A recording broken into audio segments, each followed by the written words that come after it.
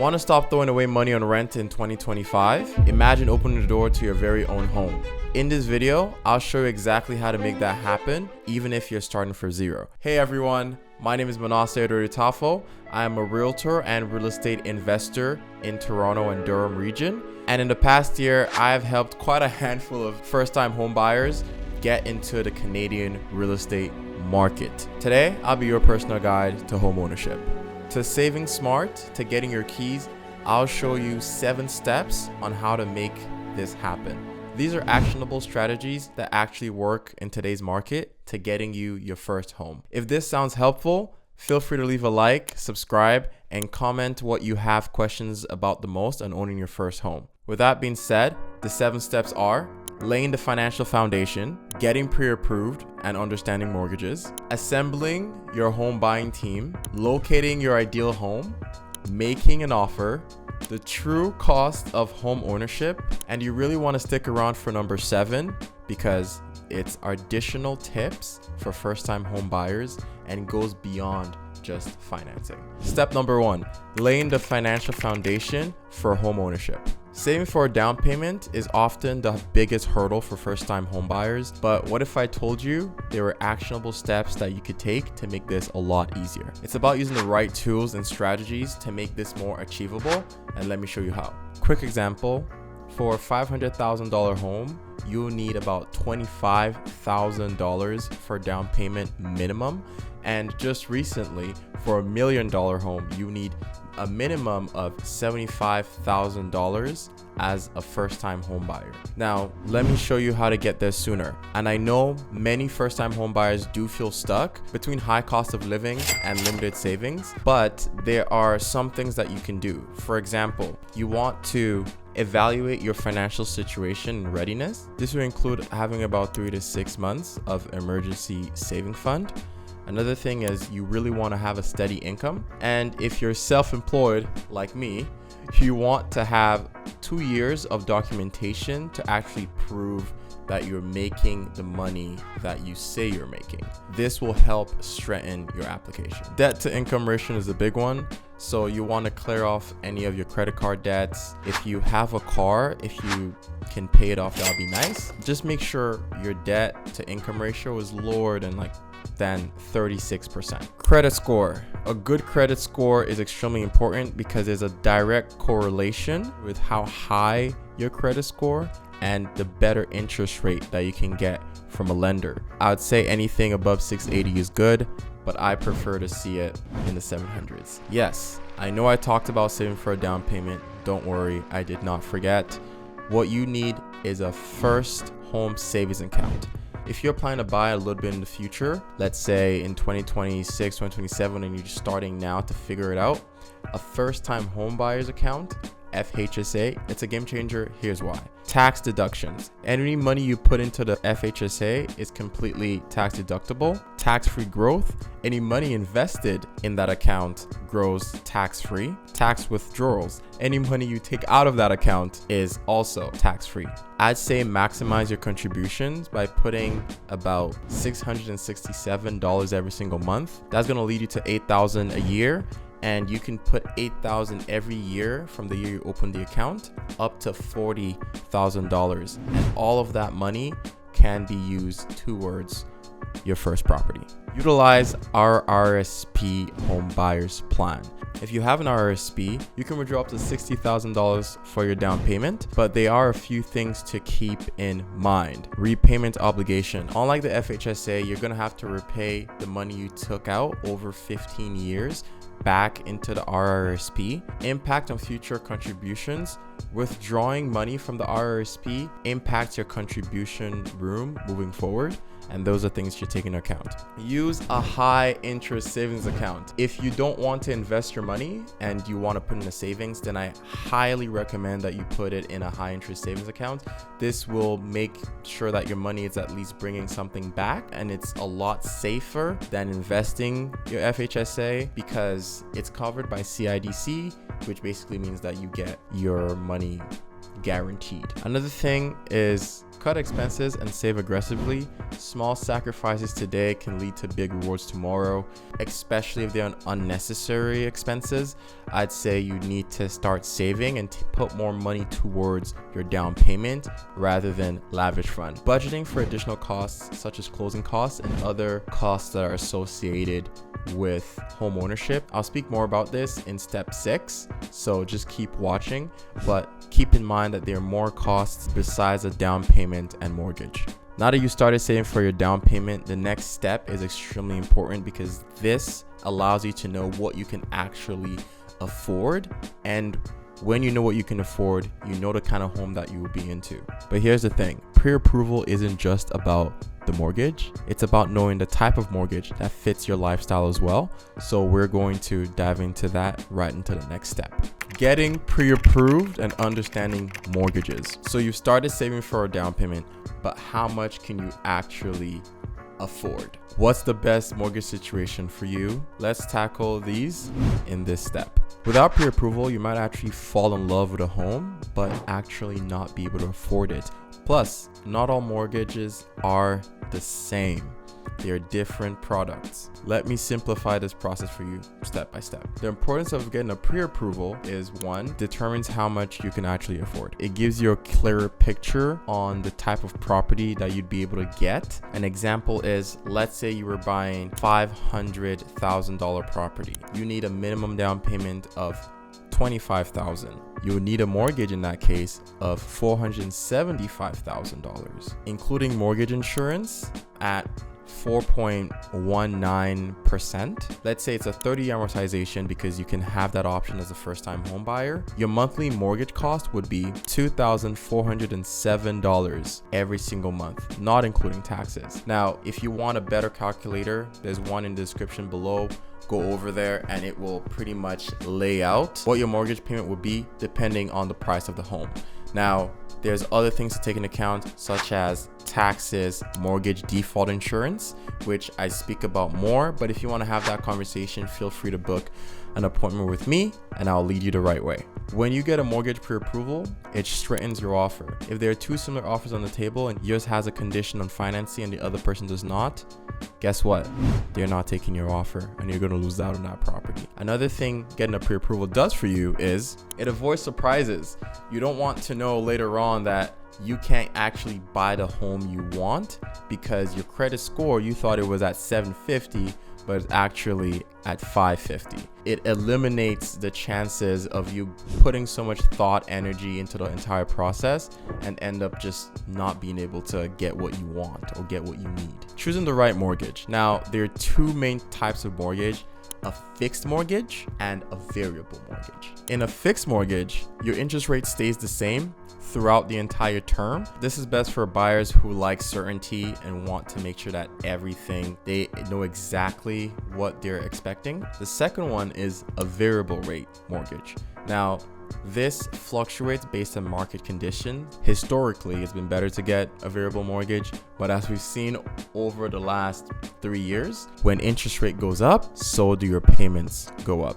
This is better for buyers who are open to more risk so that they could potentially benefit if the interest rate goes down, but if interest rate goes up, they also benefit. Amortization period. This is the amount of time it takes for you to pay the entire mortgage.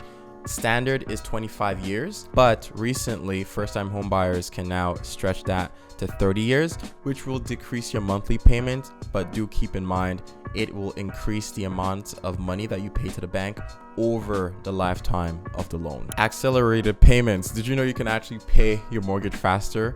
Yes, you can do this by increasing the frequency of which you pay your mortgage. You can do this by bi-weekly payment, which is rather than paying monthly, you can pay bi-weekly or even in some case weekly. And another thing you can do is lump sum payments. Speak to your lender about this, but any mortgage that you're going to get has the ability for you to put in a lot more into it every single year. I think it's depending on the lender, it could be anywhere from 5 to 15% of the entire loan that you can pay just as once. For example, if you have a 100K mortgage, and in 2026 you can pay 10% of that mortgage, which is $10,000, as an example. Another thing is mortgage stress tests, and you need to get a stress test at either 5.25% or 2% above your offered rate, whichever is higher. This could affect how you qualify, because if you can't qualify for 6%, let's say they were giving you a 4% interest rate, then that reduces the amount of money that the bank or lender can give to you. I will say a big tip is to get a mortgage broker and shop around. If you want a trusted mortgage broker that is vetted, reach out to me and I can steer you in the right direction. I have multiple professionals that I work with around the entire GTA. Feel free to reach out. If you have any questions about this step, fixed mortgage, variable mortgage, or anything of the sort, feel free to book a free consultation and I'll be happy to help. Just make sure you're subscribed. Keep in mind, getting pre-approved isn't just about finances. It's about actually making this dream of owning your first home a reality. Now that you know how much you can afford, it's time to assemble your team. That brings me to working with professionals, assembling your home buying team. Buying a home isn't a solo mission, it's actually a team effort. You need to surround yourself with experts in different fields who will save you money, time, and effort, and minimize the risks that you open yourselves to when you're actually making one of the biggest financial decisions of your life. Without the right team, the process can feel very overwhelming and costly mistakes can occur. But don't worry, let's build this team together. These are the key players that you need. Number one, real estate agent. Hello.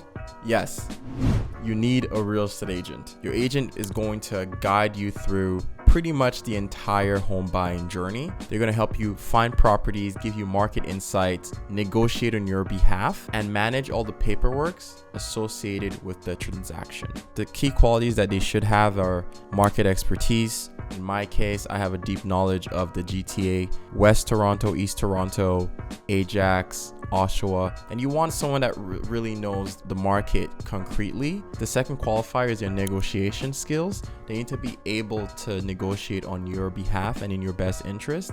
And lastly, it's communication and trust. They're going to be a right-hand man or woman, and you really want to be able to trust them with the entire transaction. And that calls for a lot of communication. You can find a realtor by asking family or friends, or reaching out to me down in the description below, and I'll be more than happy to help you. Also, when it comes to compensation, in most cases, the seller actually pays the buyer agent. So getting a real estate agent is completely free. Number two key player is a mortgage lender.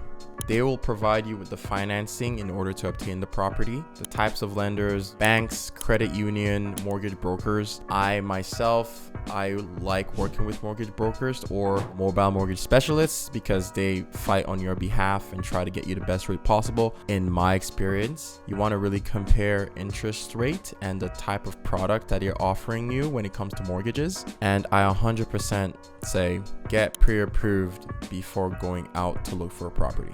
Real estate lawyer. The real estate lawyer helps you with the legal side of the transaction. They help you review the contracts, title search, and for those of you who are buying a condo, they review the status certificate, which is a paper that outlines the bylaws and rules of the condominium corporation of which you're purchasing into. If you want to learn more about that, let me know, or drop a comment below, or reach out to me. I'd love to have conversations on that topic. There are two other professionals that you need: home inspector, and you want them to inspect a home if you're buying a freehold property. They cost hundreds of dollars and save you thousands to potentially tens of thousands of dollars. Plus, if they come back and something is wrong, that's another bargaining chip that you can use to reduce the purchase price of that property. Next one is appraisal. The lender usually hires the appraiser to go to the property, so you never really need to find them. And from home inspectors, I have a group of home inspectors that I work with in and around the GTA. I think the most important ones to have are real estate agent, mortgage broker, and real estate lawyer. Well, you kind of must have these three, but you let me know which you think is the most important, or which ones you have right now or are looking for down in the comments. With your team in place, you're now ready for the fun part, which is locating your home. Finding the perfect home is not about just scrolling through listings. It's about strategy, clarity, and understanding what really matters to you. With so many options out there for homes, it's easy to get overwhelmed and make emotional decisions and not buy what actually fits your needs. But don't worry, I'm here to help you focus, prioritize, and find a home that actually fits your needs. Here's how I go about it. Number 1, define your wants and needs. Start by outlining what you need versus what you want, and this will create a roadmap for your guide. I help people do this all the time, but you can do it yourself. And if you need help, feel free to reach out. 2, you want to prioritize and rank. Based on your needs and wants, you want to rank properties from most to least important. This will help me and you focus on the homes that are actually more important to us and not waste times on things that don't really fit our criteria. Remember, your needs are non-negotiable and your wants are flexible and open to compromise. They're nice to haves, if you will. 3, leverage an out of 10 rule. Whenever you look at a property with an agent, or whenever I look at a property with my clients, I tell them, give it a rank of 1 to 5. If you're giving a property a 7, then you're probably unsure. I'd say you only want to go for a property and be more serious with it if you're giving it an 8. 4, conducting a reverse search. Now, this is something that I do for all of my clients whenever they come to me and say they want to buy a property in a specific area. I look at the recent sold in that area to determine the price, the market demand, and what is actually selling. This will help us determine what is realistic for our budget and where we might need to compromise if need be. And something I will say is, don't overlook properties that may not have the best marketing, because they're often a gold mine. The other realtor didn't just do a good job making it look nice on the MLS or whatever app. And I think those could often be a place to get a great deal.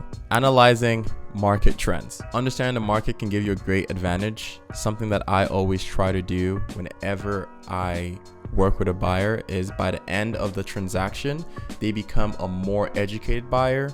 So they understand the market trends. Is it a buyer's market or a seller's market? How much will a home sell for? Largely, between a certain range, just to have a good idea of what's going on. And it's important to watch metrics such as days on market, which is how long a property has been sitting on the market, list to sale ratio, which is what our properties being listed at versus what are they selling at. That lets you know if things are going over asking or under asking. And months of inventory. So when a property goes on the market, how long does it take for it to get reabsorbed, for it to get bought? And these will let you know if it's a buyer's market or a seller's market. You know what? I have a question. What are the top features that you're looking for in your next home? Let me know down below in the comment section and I'll be sure to give you a response. Now, I know finding the right home does take some time, but when you do find the right home, it's all about this next step. Step number 5, making an offer. And it's not just making an offer, but making an educated offer. You found your dream home, congratulations. But now comes the critical step of making an offer that is both strategic and compelling to the seller so that it can get accepted. This is where buyers often feel the most pressure. How much should you offer? What if someone else wants the home? And how do you protect yourself financially? Don't worry. If you've been following this video, half of that question is already answered, because a realtor like me has already provided you with a market research analysis and conducted a reverse search. So it's about being guided through every element of writing this offer so you can approach it with confidence. Let's break down the components of an offer and writing one that stands out. Understanding the key components of an offer, of which there are 5: price, deposit, closing date or possession date, irrevocable, and conditions. Price. Your price should reflect your budget, the comparable sales in the area, and also the property's values. Your realtor should know all these 3, so that's what the price should be centered around. Deposit. The good faith deposit in the GTA is typically 5% of the sale price. A quick tip is to always keep these this deposit fund on hand in liquid. That way you can access it in less than 24 hours if need be once your offer gets accepted.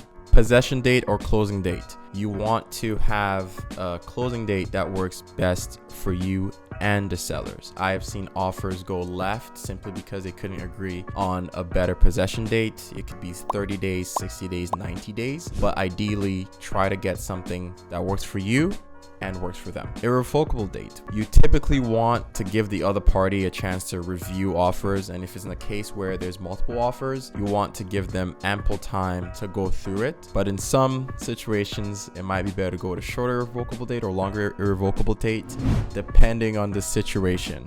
Conditions.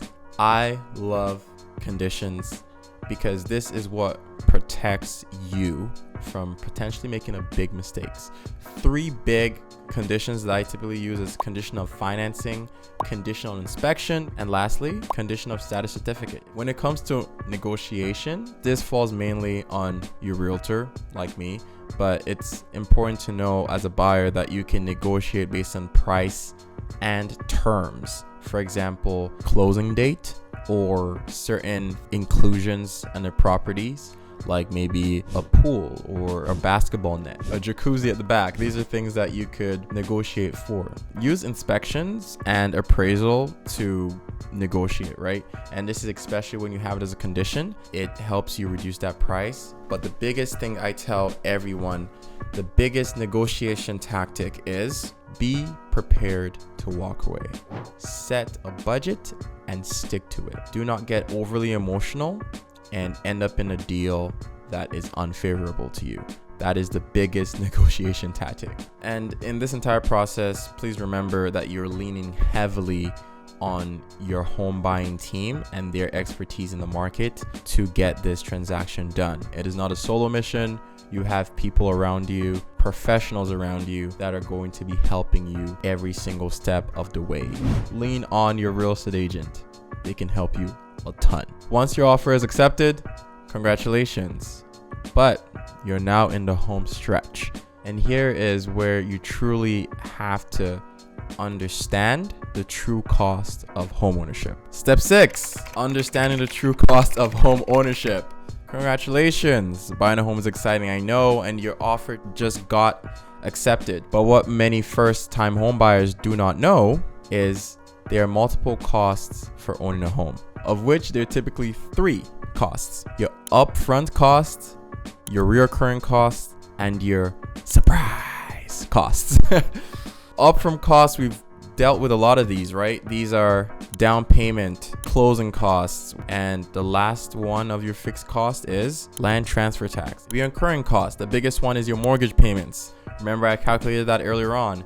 That's going to be every single month. Property taxes is typically added in your mortgage payment as well, depending on your lender, but that's also another cost. Home insurance. Pro tip for home insurance, shop around. Don't go with the first person that offers you home insurance. Get a couple of different insurers to see which will offer you the best. 4, utilities. Don't forget about water, hydro, gas, the internet. These are your utilities.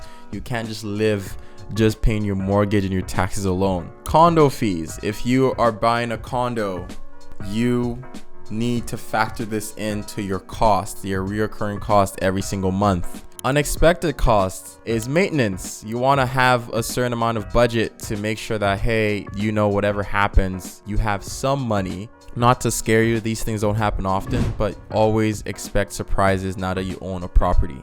Major renovations and upgrades. A couple of years from now, you may not want the same flooring. You want to have money aside.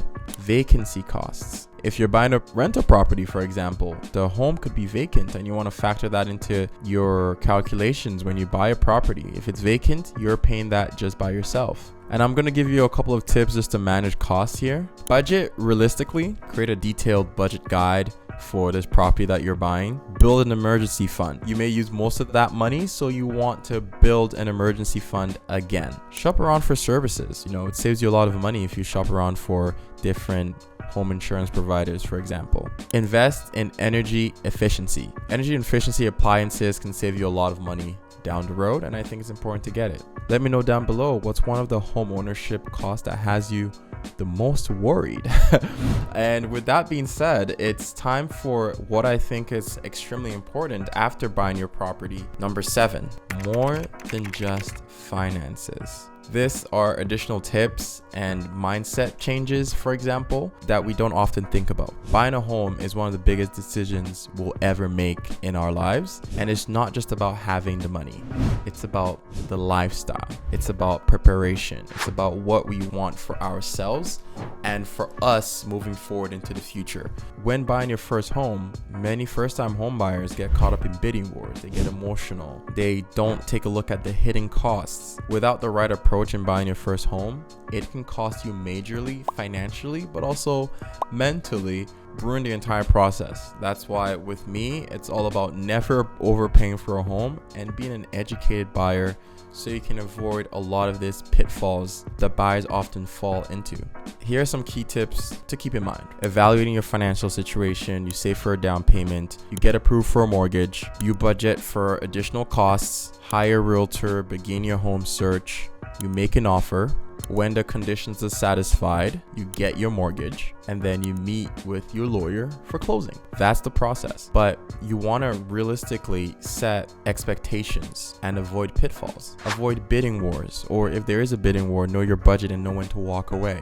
Be patient. Take your time. Don't rush into a deal just because you feel like you really need this home. Practice emotional detachment. Don't jump into something that you're not really thinking straight. Don't let emotions cloud your judgment. But you want to also have a long-term perspective. Don't let a slightly higher price feel too daunting. In 10 to 15 years, it could be a minor difference in the big picture. So keep in mind a long-term perspective. A big one for first-time homebuyers is when you do buy your first home and you do move in, but before you do, you want to have money for things such as a couch, a bed, furnishing the property.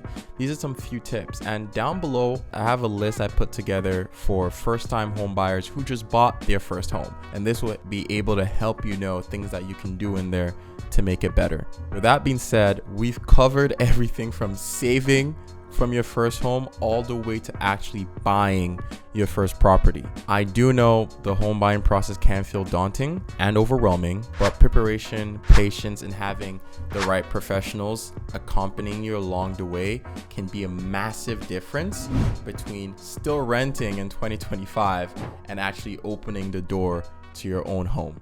Once again, my name is Manasseh, editor-in-chief, a realtor in Toronto and the Durham region. Stay tuned for more videos like this. And if you want to talk about how you can buy your first home in 2025 for your personal situation, feel free to reach out to me, and I'll see you in the next video. Bye.